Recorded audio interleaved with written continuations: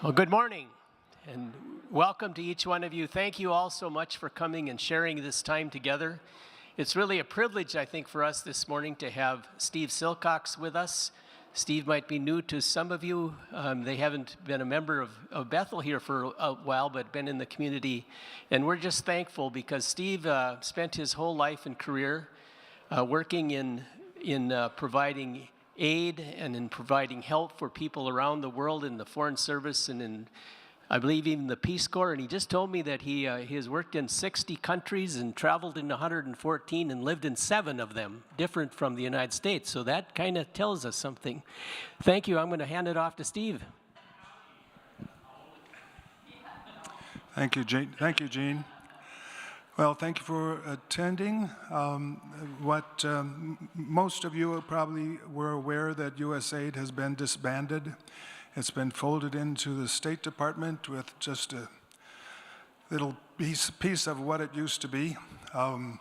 Anyway, this tells you what AID was doing before it was dismantled. First question, what do you know about USAID? Who knew about USAID before it was dismantled? Quite a few people. How much of the federal budget was spent on USAID? Any guess? Sorry? 0.1%? Less than 1%. Less than 1%. And how much do you think should go to foreign assistance? Most surveys of Americans found that most people would say 10 to 15% of the budget should go to foreign assistance. So the USAID budget foreign aid has been a small but contentious part of the US budget. It's changed over time, its approach and what it does. And basically, Americans are sometimes in favor of it, sometimes not. My experience with aid, I first started working while I was in the Peace Corps in Guyana with my wife as a teacher. And then my first job with USAID was working on a cooperative housing project in Egypt.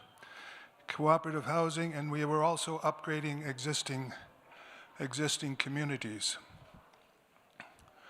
Then I went to Jordan and was working there in the Ministry of Planning to help to establish a regional planning department.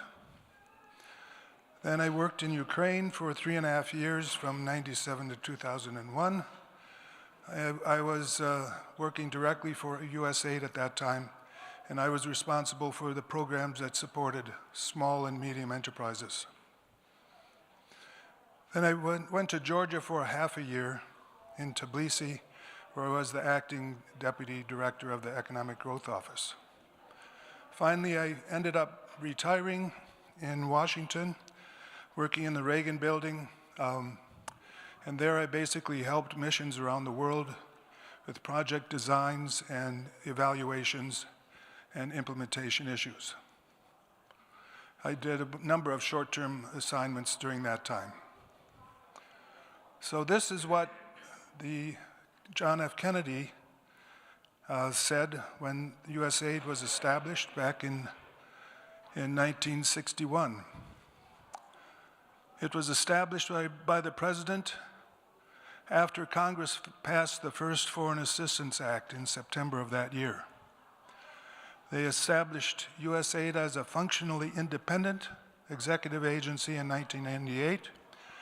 And Clinton reorganized aid and retained its independence from the State Department, and we'll discuss that later.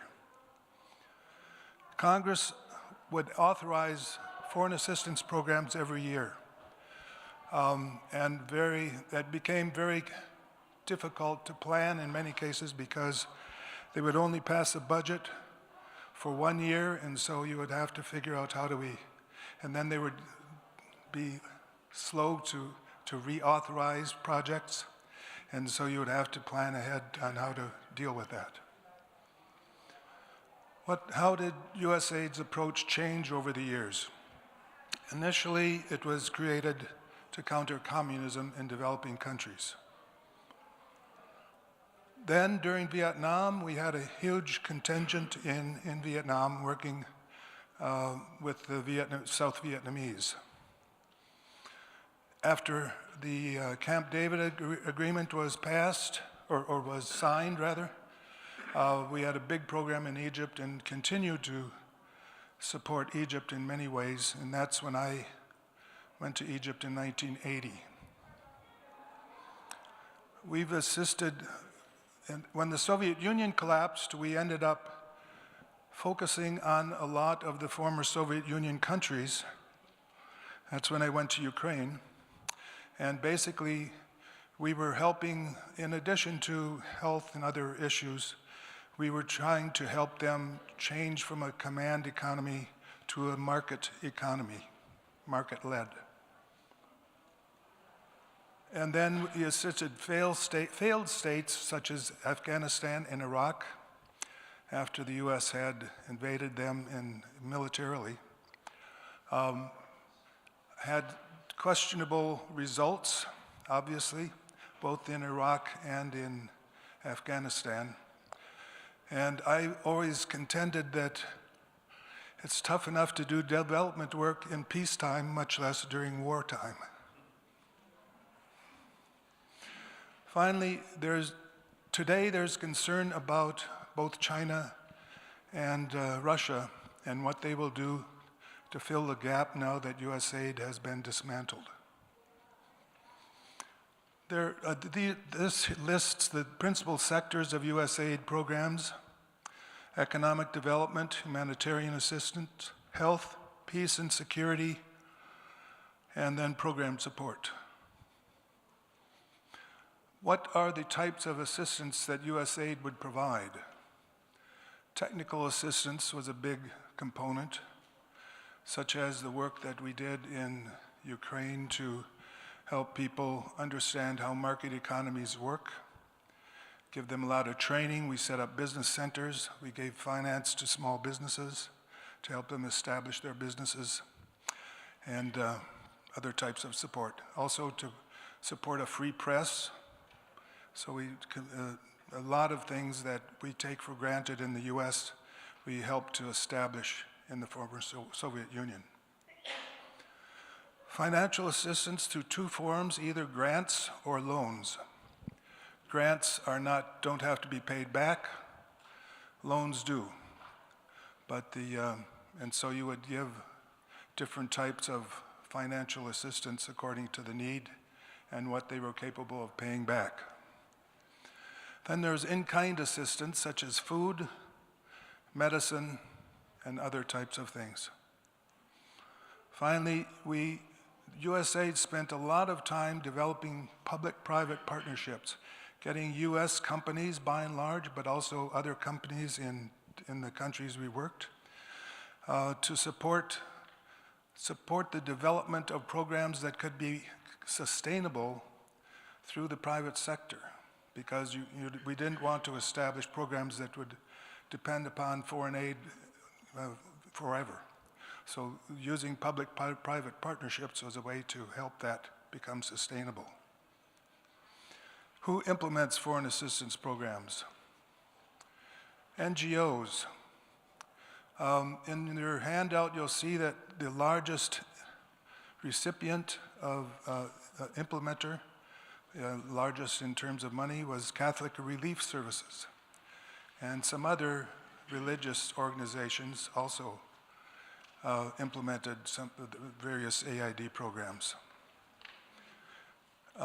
Charitable organizations such as Save the Children, Mercy Corps, universities, a lot of universities would implement USAID programs.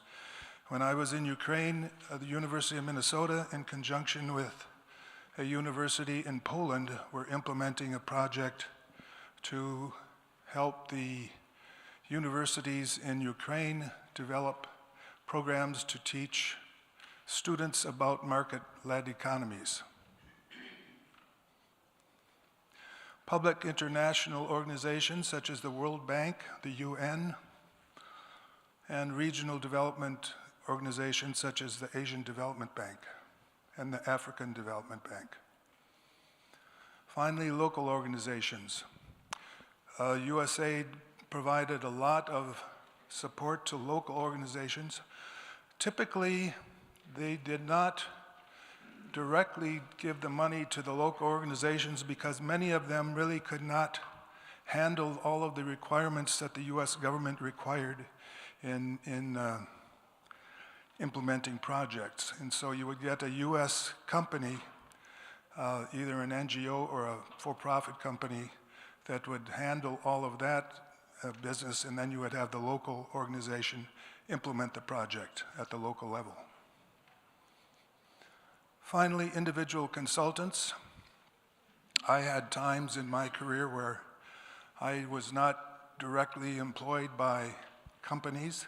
I worked as an individual consultant on a project-by-project basis. So I would work, do a job for a month, and then another job would come along and so forth. So the different approaches between USAID and State Department. In my full presentation, and I handed out a link, a page that shows linkages to different videos. And there's a very good one by Andrew Natsios, where he was interviewed by Amina Nawaz on PBS News, asking him about his opinion about the dismantling of USAID. He was not very happy. And basically he said that USAID was an operational organization, and that State Department is not. State Department deals mainly with policy. And so folding USAID into State Department is not going to be very successful because they don't have the operational capacity that USAID provided.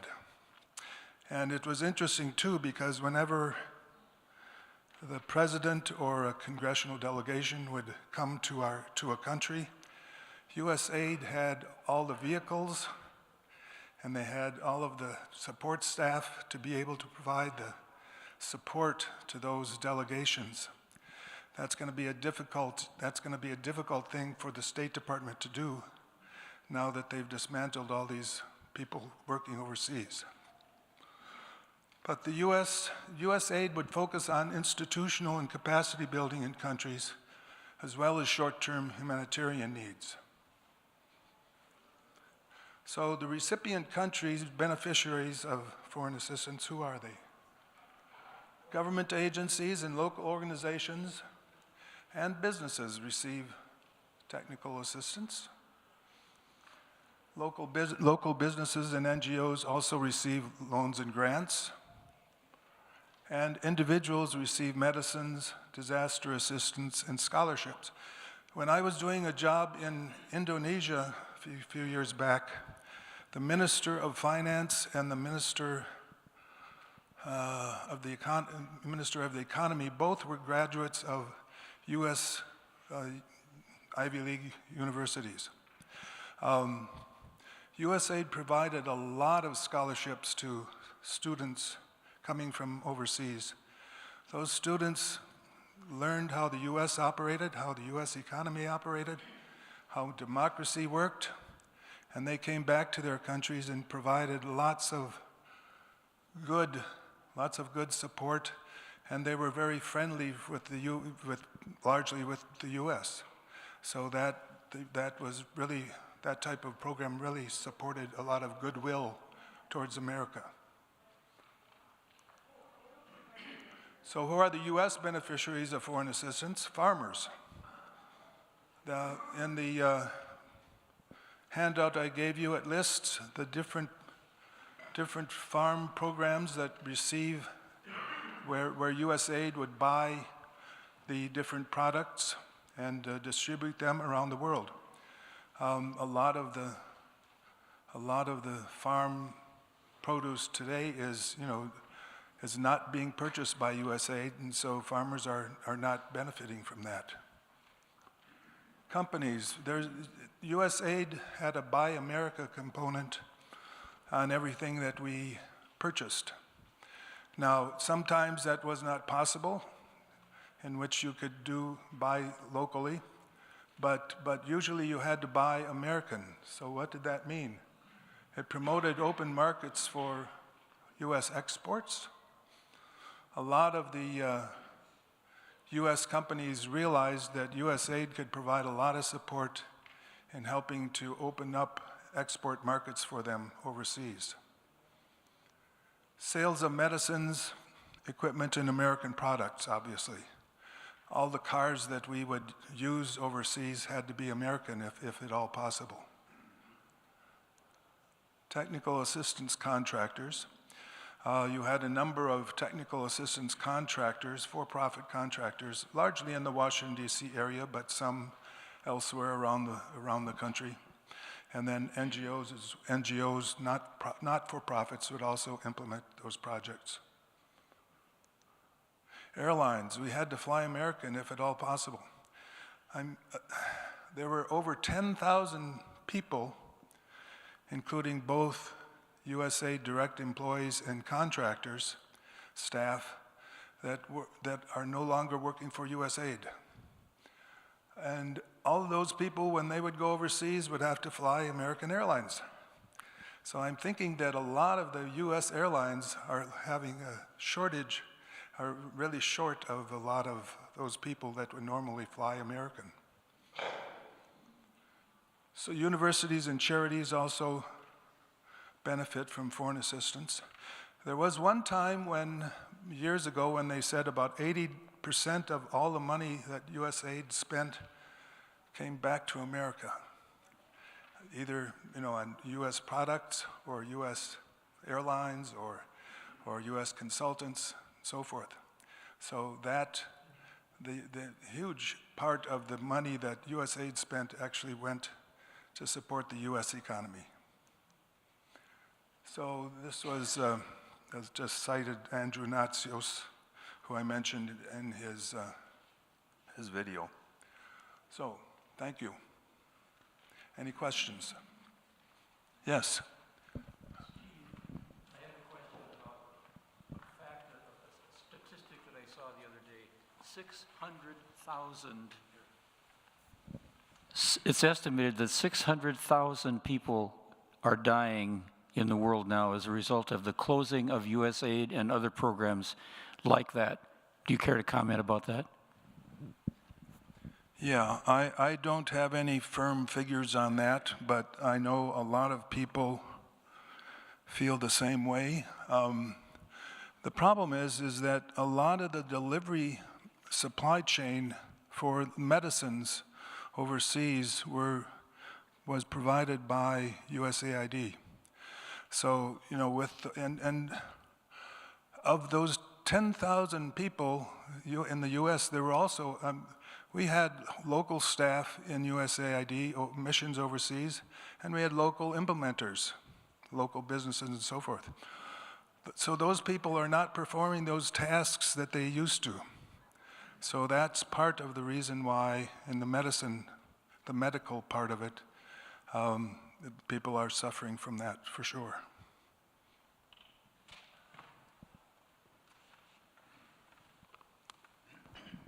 Steve, can you talk about when we're not there, you alluded to this earlier, what Russia and China and maybe some other countries are doing to fill in the gaps and create a lot of soft goodwill? Yeah, China more than Russia.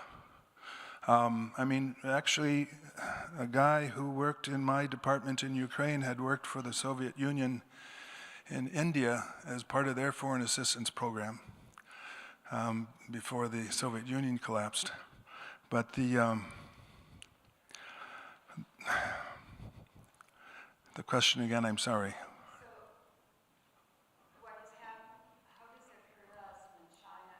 Oh yeah, okay. China has been actually engaged in doing foreign assistance for quite some time. When I did some work in Rwanda back in the 80s or 90s, no, that was in the early 90s. And they had built roads throughout the country in Rwanda. You would see these Chinese graves along the road, workers who had died when working on that road. And that still is going on extensively. They have built a lot of sports stadiums and other infrastructure projects. And I know in Sri Lanka, they've helped improve the port there, and they've made them take out a loan for that, so they're basically creating this economic tie between China and Sri Lanka. And they're doing that now a lot around the world. Some of you may remember The Ugly American, the book The Ugly American. That was about U.S. Doing infrastructure projects around the world.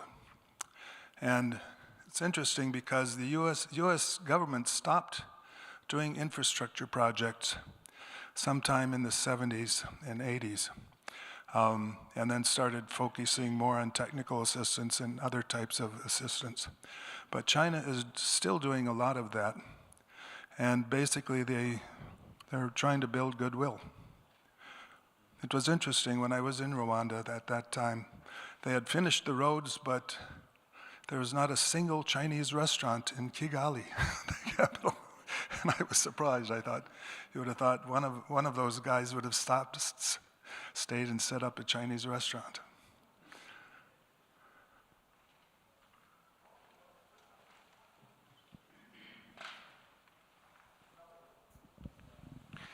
Now that it's all been dismantled, do you think there's any possibility, given a change of administration, which we all hope for, many of us do, that it could be rebuilt, or what it would take to rebuild it?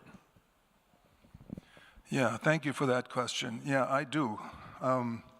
Clearly, all of us who worked in foreign assistance felt there was need for reforms. The Foreign Assistance, actually the Foreign Assistance Act, every project that we would do, we would have to consider whether you could use co-ops in that project. That was due to Hubert Humphrey. He put that into the Foreign Assistance Act.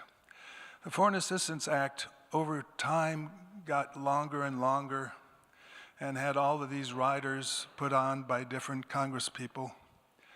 And some of them became obsolete or not really well designed for the current situation. So there's lots of things that could have been improved, but you don't throw the baby out with the bathwater, as it were. I think that most Americans will, and most politicians will start to realize the need for foreign assistance in the next few years. And I'm sure that, they can pass another Foreign Assistance Act and get rid of some of those old riders, that old language that no longer applies, and just sort of weighs down the agency, and build a better organization. Actually, under George W. Bush, they set up the Millennium Challenge program. And the Millennium Challenge program, the concept was, rather than having U.S. aid implement projects, the countries would have to establish, they would sign a compact with U.S. aid or with the U.S. government. And then they would have to basically prove that they could handle the money responsibly to implement projects. Great idea. But, as we all know, country leaders come and go. Some are good, some are not so good. So, you might have a good leader who really does, in a good Congress, good parliament that does good work, and it can be trusted to do good work and be sustainable. But then you have a change in government, and then what do you do? Do you stop those projects? So that was in principle, it was a good idea, but it's difficult in implementation.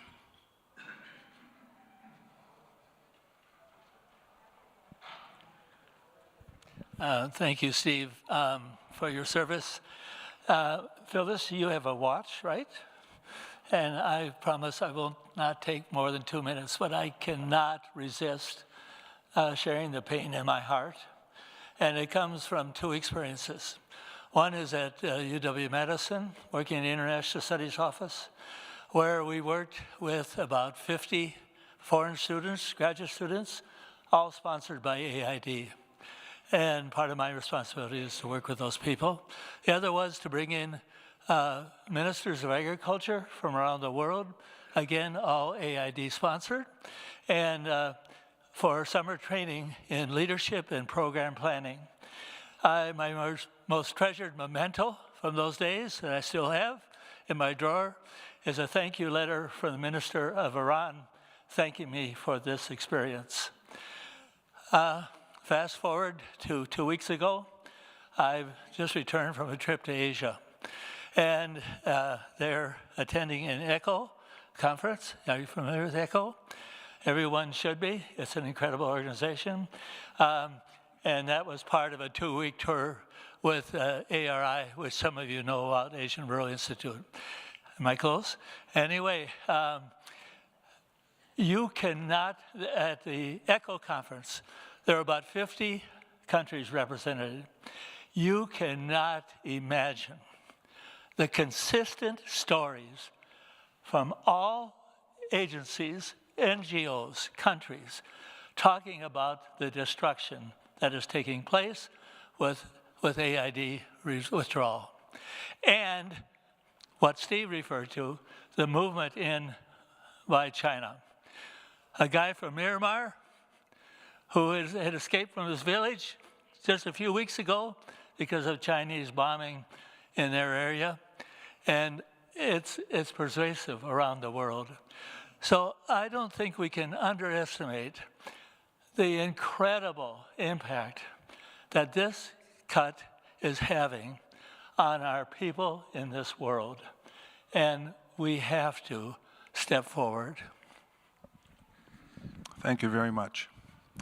Yeah, actually, one of my roommates at St. Olaf, my senior year, worked for Meridian Company, which was the company that handled a lot of these tour groups from other countries coming to the U.S. for USAID. I think, Darlene, you were next. How much aid, when the government says they're giving foreign aid, figures in military aid or our military presence in various countries? Is that included in the earlier figure? One of the handouts I gave you lists what money was spent by different agencies. And so that list, I forget what it says. I mean, the amount of money that, interestingly enough, in Iraq, friends of mine who worked in Iraq for USAID would say military guys would get they would get, wads of money, dollars, and they would just hand them out to people because they weren't used to implementing projects, but they would try to win favors by handing out money. Let's see, I think he was next.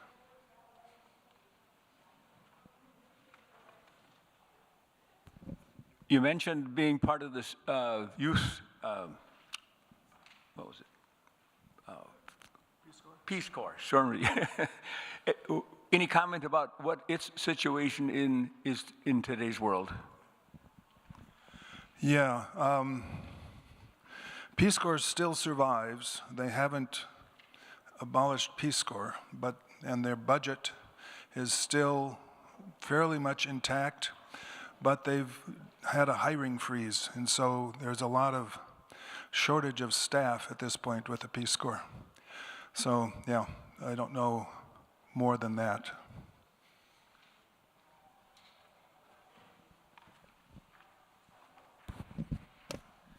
So this is all a fairly recent development, and I'm curious what your perspective, you talked a lot about it, a lot of different areas that USAID works. In your opinion, what are the biggest changes we'll see in the next 2-3 years, with the biggest impact on the U.S. and globally? Is it medical? Is it national security? Just curious what you see coming for the next 3 years.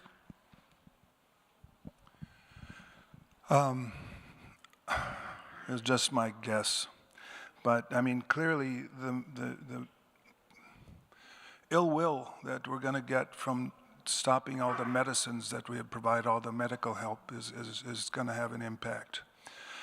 And countries are going to start looking, China is going to say, okay, we can provide the medicine.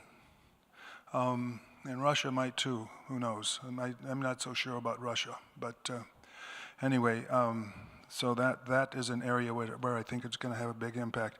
And I mean, I'm sure, I think some of you work at St. Olaf or Carleton. You know, foreign students are getting less interested in coming to the U.S.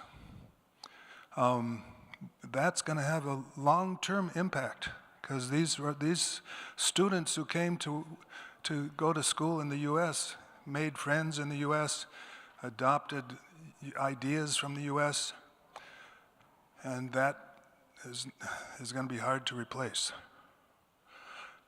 So I mean, from national security standpoint, in that regard, I suppose, I don't see that much in just general political changes. Yeah. You may have alluded to this earlier, but I'm wondering how much of the USAID organization is actually in the State Department now? How big a presence do they have? Is it a kind of skeleton crew that is a kind of a kernel of hope? Can you comment on that? I think the current total number of people working in the State Department for USAID is about 285 or something like that. You know, and there used to be 4,000 direct employees of USAID. So it's really a skeleton. And then Russell Vogt, who's now the head of OPM, and he's now in charge of USAID. Marco Rubio didn't want to be in charge of the skeleton USAID, and so they gave it to Russell Vogt, and he's the architect of Project 2025 for the Heritage Foundation, and he's ostensibly a Christian nationalist, and he wants to dismantle as many government programs as possible. So that's doesn't foretell a very good idea. Yeah.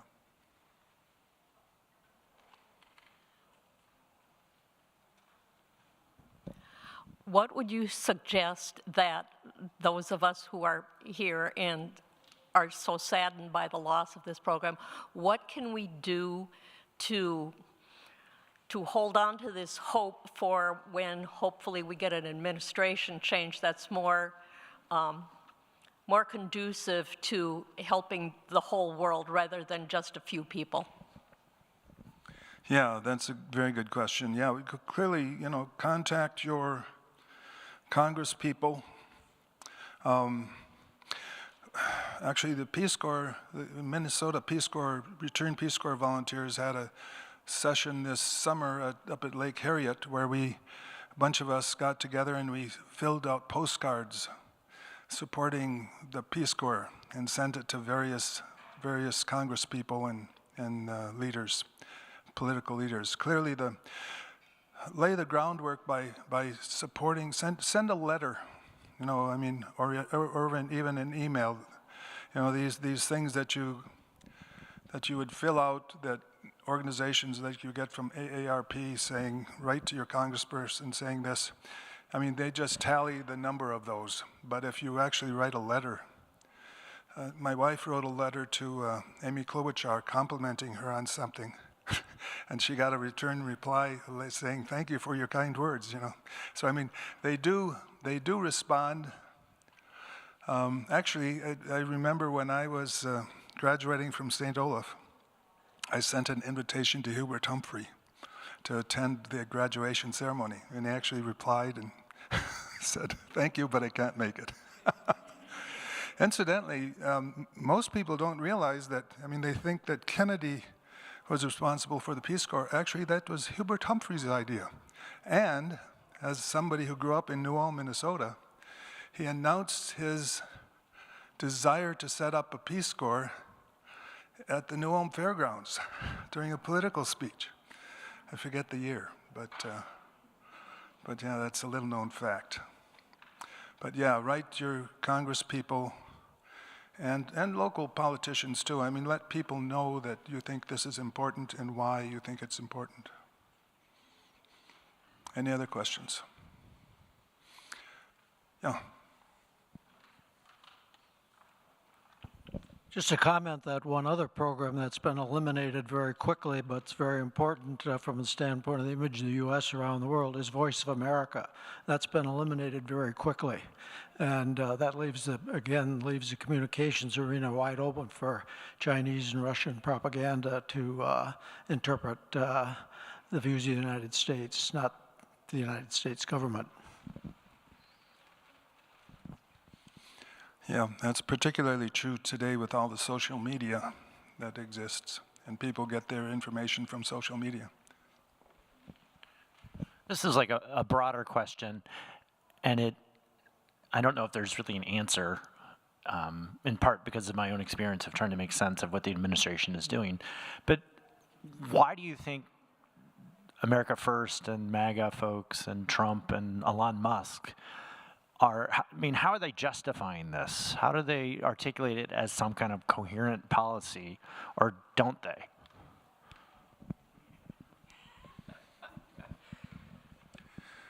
Well, this goes beyond foreign assistance, but I think, from what I can tell, a lot of people were just frustrated with the government. And didn't feel as though the federal government was really responding to their needs. How rational that is another issue, but I think that was the perception of a lot of people. I mean, we all have friends and relatives who are MAGA people who basically believe that America should be first, and they don't realize that we're part of a world that's so interconnected today that we cannot just be America only. We have to be tied to the rest of the world. But I think people will slowly come to realize that as time moves on. I mean, the farmers now are having trouble selling their soybeans and corn because of the tariffs and the tariffs are going to have other impacts. They're going to make people question whether this was a good idea or not. Anyway. How closely was U.S. aid connected with our embassies in various countries?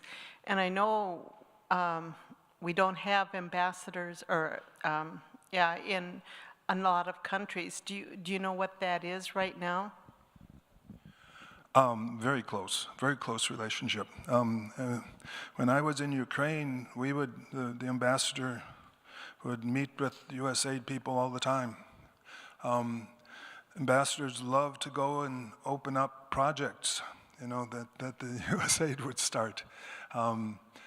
Again, because USAID was operational, and the embassy staff was basically dealing with policy issues, local, vis-a-vis the policy, local country policy vis-a-vis the United States, and so forth.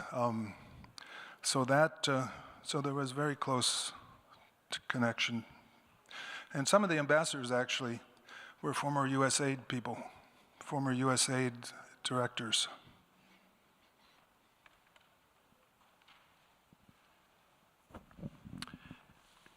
Yeah, I think it's incredible that we're talking about this here. What I wonder is, where's the outrage over this? And I think it's because people don't know. The general population does not know the importance of programs like this. And I think we all lived through that era when foreign aid was kind of a nasty word.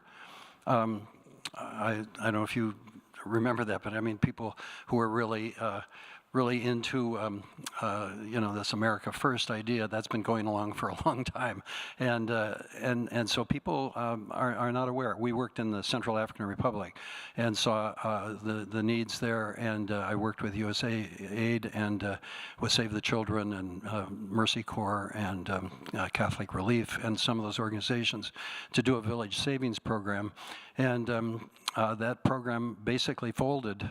Was doing incredible work, and basically folded in a country with so much need.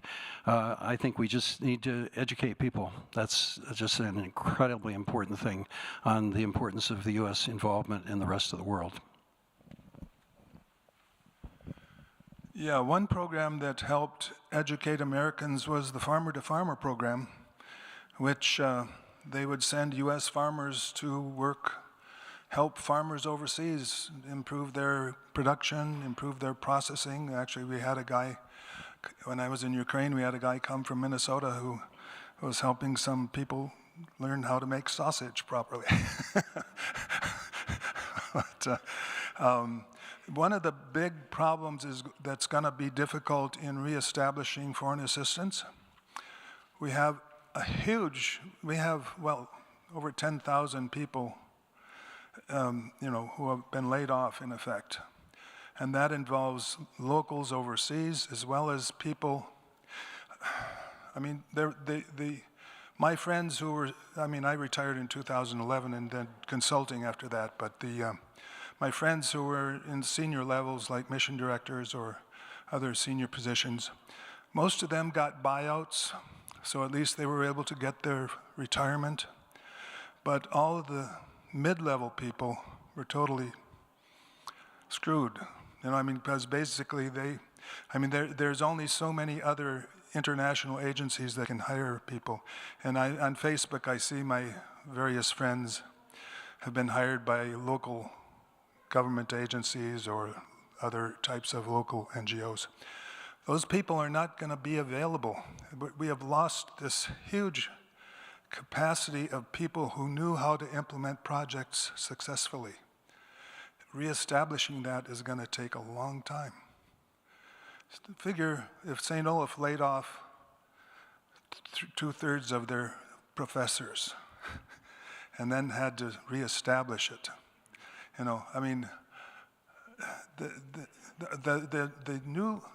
younger people that were working for USAID or USAID contractors, including my grand nephew-in-law, he actually got a job with Amazon, working in their Amazon. Jeff Bezos is trying to set up a Starlink type competitor to Elon Musk's. And so anyway, he's got a job working at that section.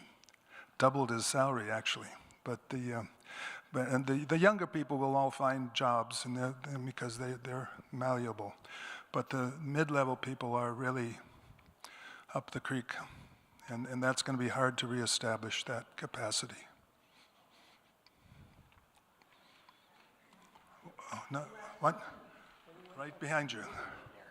Good. Given that USAID is now gone, and if you were to give a percentage, what percentage of the former capacity that USAID had are NGOs able to fill, if that makes sense? So say like USAID was operating at 100%, now it's gone. What percentage of that 100% that USAID was operating at are NGOs able to fill? Sorry if it's worded kind of poorly, but. Part of it, but a lot of NGOs got money from USAID to actually implement those projects. So unless they have other sources of finance, like Catholic Relief Services, you see on the list, got a huge chunk of money from USAID. Now, I don't think they're going to be able to come up with that money again from other sources. So some of the NGOs might, get people. A lot of us are contributing to various charities that we maybe didn't before, or at least didn't contribute as much. So that's one way we can try to counter this, but it's going to be hard because it's just a huge void to fill. Okay. My wife wants a question. I get the last word. Some of you asked, what can we do? And Bethel has an answer. And so this is a flyer. You can get more information at the table just at the back. Isaiah and Faith in Minnesota has a program on December 13th called A Light in the Storm. And it's, the agenda is for anti-authoritarianism strategy training. So if you're looking for something to do, this would be something to attend on December 13th. And Bethel is signing up people now, and there will be buses available to take us from here to Minneapolis. And I just heard from Judy Tonelli, who said that Bethel set a goal of 50 people, and we already have over 25. So we just need, a few more. Thank you.